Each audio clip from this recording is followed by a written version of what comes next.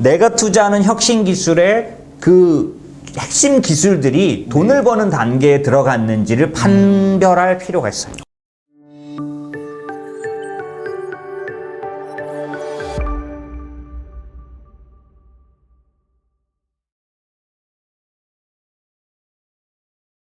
오늘 제가 기술주도 그런 어떤 좀 더 그 포트폴리오 측면에서 가져가는, 그러니까 단기적이 아니라 좀 장기적으로 가져가는 방법을 좀 구체적으로 알려드릴게요. 그 아크라는 회사 알고 계시잖아요. 아크인베스트라고 해서 뭐 지금 모르실 수가 없을 거예요. 전 세계 돈을 다 긁어 모으는 것처럼 이제 아크인베스트라는 회사가 이제 작년도에 엄청난 히트를 쳤는데 올해 들어서 처음 시작하면서 바로 또 엄청난 히트를 하나 냈죠. 그게 뭐냐면 항공산업, 우주산업에다 투자하는 아크엑스라는 ETF를 3월 중순쯤에 내놓을 거라고 SEC에 신고했다.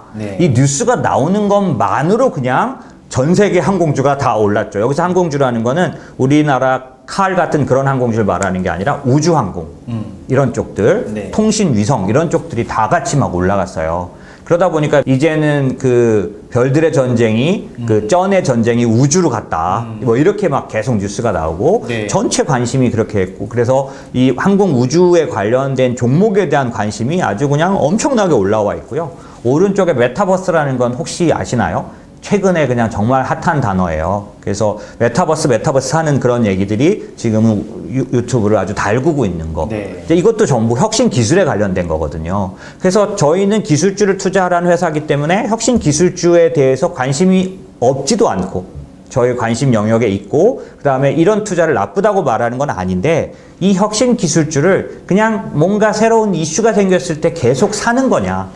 왜냐하면 우리 지금 이 방송을 참여하시는 분은 어떠실지 모르겠지만은, 다 좋으니까 혹시 계속 사다 보니까 돈이 없어서 못 사는 일은 없으세요? 종목이 막 20개, 30개 되시고. 사고 싶은 종목이 너무 많은데, 막 쟤도 몇 년 지나면 엄청날 것 같은데. 뜨끔뜨끔하신 분들 있으실 겁니다. 네. 너무 돈이 없잖아요. 그쵸? 특히 우리 젊은 분들 같은 경우는 무슨 뭐 큰 돈이 있을 수가 없죠. 그쵸. 근데 막 종목은 너무 좋아 보이고, 그래서 뭐 얘기 나올 때마다 계속 사셨으면, 저희 이제 고객 되신 분들이 올리시는 글들 중에 보면은 하나하나 다 따라 사다 보니까 너무 많아져서 이제 이거 관리가 잘 안 돼요.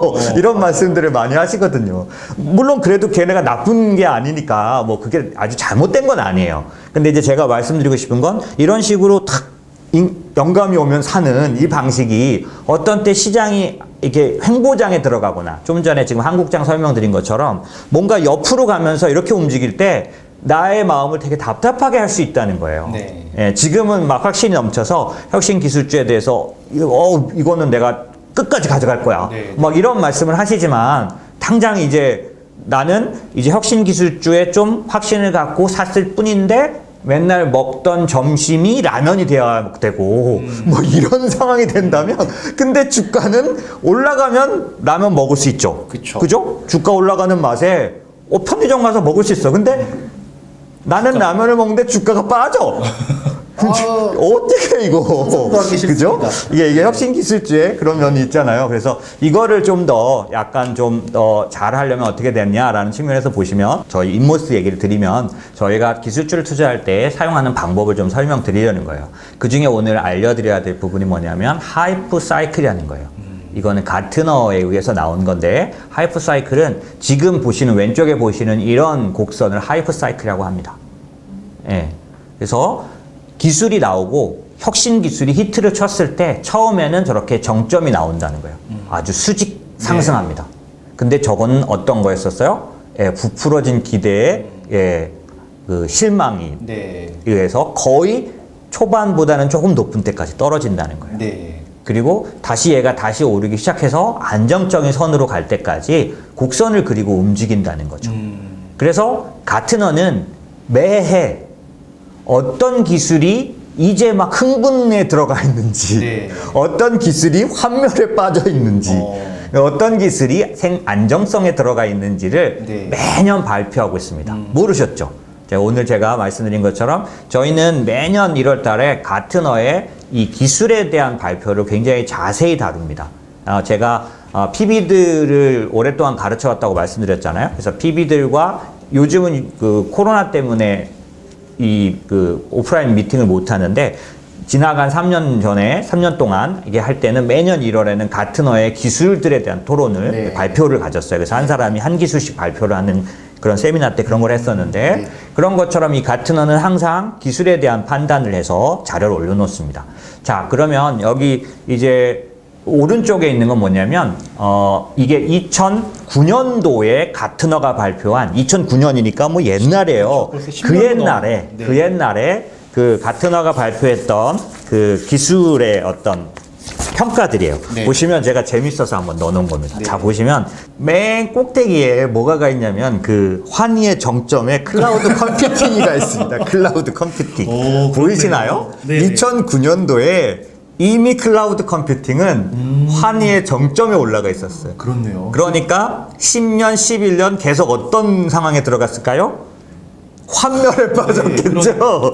네. 많은 분들을 슬픔에 잠기게 했었죠. 네, 맞죠. 네. 많은 사람이 흥분해서 클라우드 컴퓨팅을 샀지만 네. 주가는 반대로 많이 내려왔어요. 재밌네요. 이거. 그죠? 네. 예. 그때 2009년도에 정점에 있었던 기술들 뭐 있어요? 소셜 소프트웨어, 그 다음에 뭐, 인터넷 TV. 네트워크 센서 뭐 이런 것들. 이북 리더 보시면 좀 이렇게 참신하지 않으세요? 이북 리더. 네. 이 아마존이 이북 리더 킨들인가요? 막 이런 거 막 내놓고 자랑하던 때예요, 저 네, 때가. 네, 네네. 저 때 사람들은 열광했던 거죠. 어. 하지만 주가는 어떻게 돼요? 야. 계속 내려와요. 그죠? 네. 그런데 이제 보시면 오른쪽을 보세요. 안정기에 들어가 있는 기술들은 뭔가? 보시면 음성인식, 이미 네. 음성인식은 돈을 벌기 시작했던 겁니다.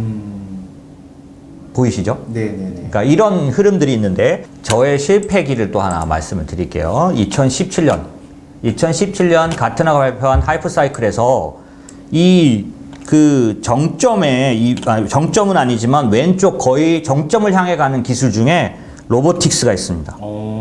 엣지 컴퓨팅이 있습니다. 네네. 제가 여러 번 방송에서 말씀드렸죠. 로보틱스가 엣지 컴퓨팅이 지금 돈을 벌고 있습니다. 근데 2017년에 이미 많은 사람들은 로보틱스에 흥분해 있었다는 거죠. 예, 저 또한 ETF를 좀 샀었습니다. 네. 네. 왜냐하면 왜냐하면 하셨으면 많은 환멸을 경험. 네, 2018년 정확하게 2018년 1월까지 제가 사고도 엄청난 수익을 냈었습니다. 왜냐하면 지금 제가 소개하는 로보틱스 ETF 중에서 저희가 지금도 갖고 있는데요. 그 ETF 중에 하나는 2017년 내내 들어왔던 돈보다 네. 2018년 1월 달 한 달 동안 들어온 돈이 더 컸을 정도였었어요. 그 흥분이 네. 최고에 이르렀습니다. 저 같은 사람만이 아니라 전 세계 투자자 네. 수많은 사람들조차도 깜빡 속았던 거죠. 네. 그래서 대표님도 그런 시절이 있으시군요. 네, 있습니다. 그렇기 때문에 이 하이프 사이클을 예전에는 어떻게 활용하는지 몰랐던 거죠. 그러니까 물론 요것만 보고 답이 나온다면 여러분 얼마나 투자가 쉽겠어요. 답이 나오지 않아요. 얘만 보면. 제가 이제 얘를 보면서 해나가는 방법을 가르쳐 드리는 건데 네. 그 중에 이 근거 있는 자료로서 사용하는 몇 가지를 알려드리려는 거예요. 네. 가트너의 하이프 사이클은 상당히 의미가 있습니다. 다만 얘를 보고 사면 되냐? 그건 아닌 거죠. 하지만 지금 제가 말씀드린 스토리를 한번 들어보세요. 그래서 로보틱스에 대한 기대가 최고점에 이르렀을 때 1월 한 달 동안 1년 들어온 돈이 다 들어올 정도로 네, 그 ETF에. 그런데 그 돈이 2월 중순 이후 3월 초까지 15일 내에 다 빠져나갔습니다. 한순간에 그냥 썰물처럼 확 나갔어요. 저희는 ETF 투자를 자주 하기 때문에, 그러니까 주로 하기 때문에 아시죠? 저희가 ETF, 저희가 선택한 추천한 ETF는 이제 조건들이 있어요. 거래량과 그 다음에 AUM이라 그래서 저희는 거의 1조짜리들을 합니다. 그러니까 왜냐하면 저희가 매도를 하려고 했을 때 네. 사이즈가 작으면 우리가 파는 것 때문에 우리 고객의 매도 단가가 손해를 봐요. 네. 왜? 내가 파느냐고 내놓기 때문에. 그걸 없애기 위해서 전에도 말씀드렸다시피 정말 거래가 없는 ETF 선택할 때는 정말 조심합니다. 그래서 저희가 이런 방송 같은 데서 말을 했지만 더 지켜보고 안 사기도 하고 사기도 하는 이유는 몇 가지 그런 조건들. 네. 위험 관리가 굉장히 중요하죠. 어쨌든 그럴 정도로 한 달 사이에 모든 돈이 빠져나갔으니 당연히 얘가 2018년 내내 올라오기가 얼마나 힘들었겠습니까? 맞아요. 그죠? 상처를 입어서 가격이 대폭 하락해 있었겠죠.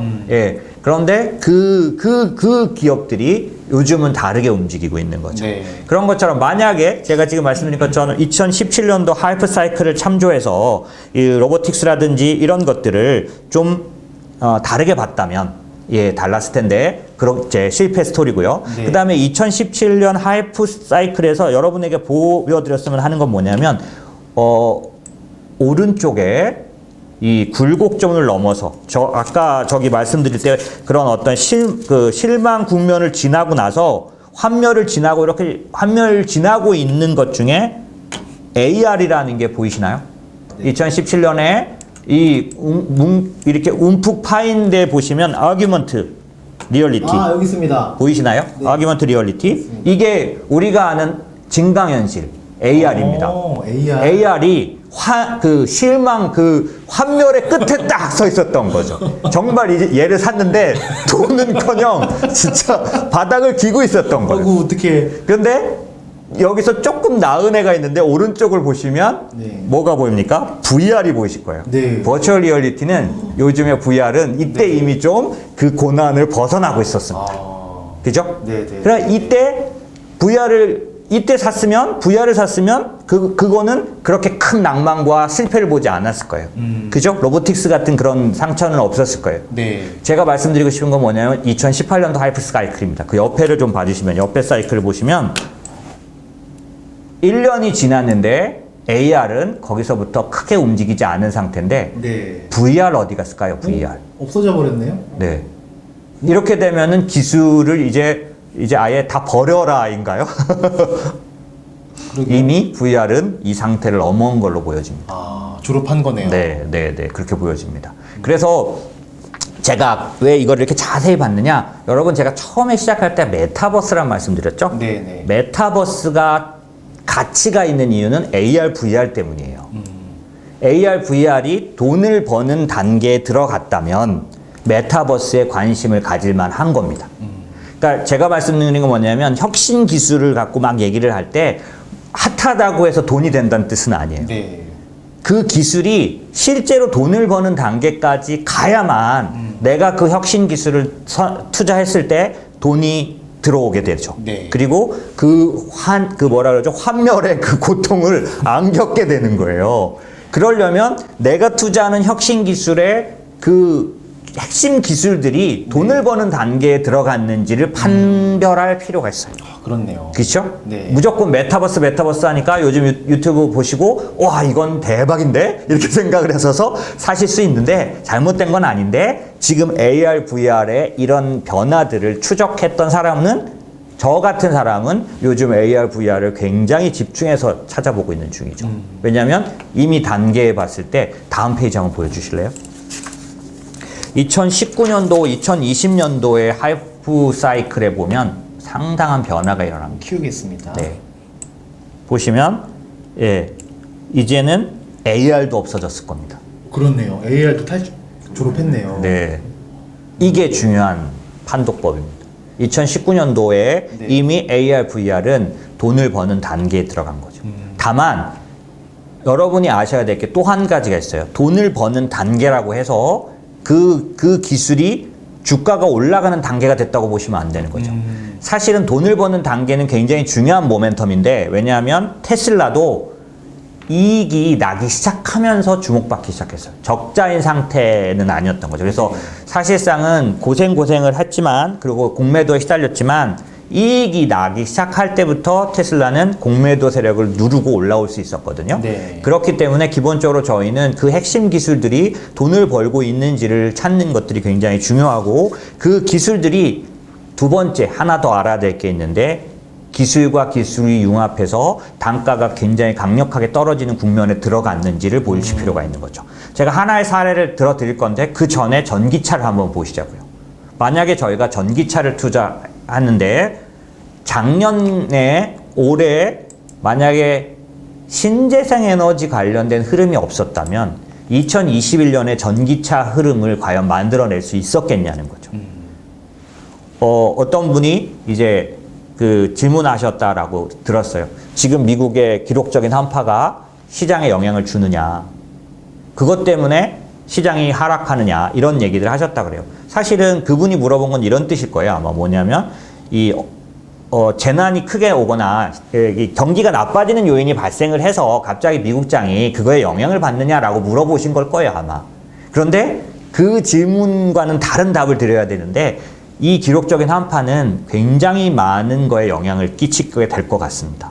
그게 어떤 거냐면 이 기록적인 한파가 며칠 전에 빌 게이츠가 전 세계 동시 출간한 자연재해 재앙으로부터 피하는 방법, 극복하는 방법이란 책이 나왔어요. 저희도 이제 회사에서 구입해서 돌아가면서 볼 겁니다, 아마. 굉장히 좋은 내용일 텐데. 저도 한번 빌려서. 네네네. 네, 이건 다 사실 필요는 없을 것 같아요. 왜냐하면 누군가는 포기하실 테니까 네, 이거 하나 사서 돌려서 보는 게 나을 것 같습니다. 어쨌든 그 책이 나온 의미는 뭐냐면 요번 2020년도에 코로나19 때문에 사망한 숫자보다 앞으로 20, 30년 뒤에 이 환경 파괴에 의해서 사망하는 숫자가 그 나온 숫자로 보니까 몇십 배 높아요. 그게 빌 게이츠의 의견입니다. 무슨 얘기냐면 결국 요번에 지금 미국에 온 기록적인 한파는 환경 파괴 때문에 왔다는 거는 여러분 다 아실 거예요. 그쵸? 우리도 지금 그 환경 변화 때문에 지금 올해 눈이 많이 온 거거든요. 원래 이렇게 눈이 오지 않는데 이 흐름이 바뀌는 바람에 눈이 많이 온 건데 이런 거에 의해서 생겨나는 올해 지나간 작년 여름에 중국의 그 폭우 기억나시나요? 다 막 그때 유튜브에 막 그 고기 잡는 모습 막 기억나시나요? 예, 막 딱 떠내려가니까 막 그런 일들이 이제 계속 되는 거예요. 왜냐하면 재작년에도 그랬거든요. 예. 이게 단순한 흐름이 아니라 환경 파괴 때문에 생긴 거잖아요. 그럼 이런 것들이 지금 작년도의 결실로 어떻게 나타나느냐? 바이든이 돼서이기도 하지만 과연 잘 보세요. 바이든이 됐기 때문에 시진핑이 탄소 제로를 선언했을까요? 아닐 거예요. 시진핑이 바이든의 영향을 받아서 그럴 모습은 아니죠. 근데 역사상 정말 드물게 중국이 주범이잖아요, 사실은. 그쵸. 네, 중국이 싫어하겠지만 맞습니다. 네. 우리나라 그 미세먼지 다 마찬가지. 네. 근데 어쨌든 그 중국이 한 번도 공식적으로는 자기네들이 탄소에 관련돼서 시인한 적이 없는데 이번에 아예 반대로 우리도 탄소 제로를 선언하겠다. 그래서 올해 2021년도에 지금 중국의 드라이브가 걸린 부분들 중에 신재생 에너지 관련된 흐름, 특별히 1순위 전기차라고 제가 여러 번 말씀드렸잖아요. 그럼 이 전기차가 과연 어디서부터 왔느냐? 이 환경부터 왔다라는 거잖아요. 그런 것처럼 기본적으로 그런 변수들이 반영이 돼서 2021년은 생각보다 빠르게 전기차가 정말 모멘텀을 맞은 거죠. 그런데 이 모멘텀을 맞았을 때 그 모멘텀 때문인지 아니면 기술 때문인지 모르지만 제가 말씀드린 두 번째 초점, 그게 뭐냐면 첫 번째는 뭐였냐면 몇 년에 걸쳐서 지켜본 기술들이 꽃을 피울 때 투자하는 게 맞는 투자입니다. 그냥 핫하다, 혁신 기술이다 라고 해서 할 게 아니라 혁신 기술은 그 주의하실 게 뭐가 있다고요? 그 흥분의 예, 정점이 있다는 사실을 예, 엄청난 상승 후에 주가는 엄청난 하락을 한다는 사실을 늘 기억하셔야 된다는 거고요. 그런 측면에서 좀 전에 말씀드린 것처럼 이런 때를 벗어나서 이제 안정기에 들어가 있는지를 보는 그런 투자를 위해서는 두 번째 원칙이 있는데 그게 뭐냐면 지금이 기술 간의 융합이 얼만큼 원활한지에 대한 그런 어떤 판단이 필요하다라는 거죠. 이게 뭐냐면 기하급수 곡선이고요.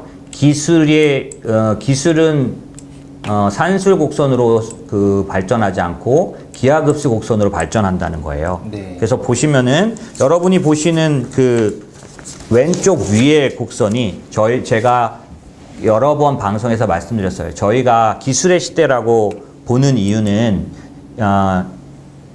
2010년부터 기술의 시대가 시작됐다라고 저희가 얘기를 드리고 있어요. 그래서 40년에서 50년 기술의 시대 사이클에 들어가 있다라고. 그래서 지금 이제 10년 지난 거죠.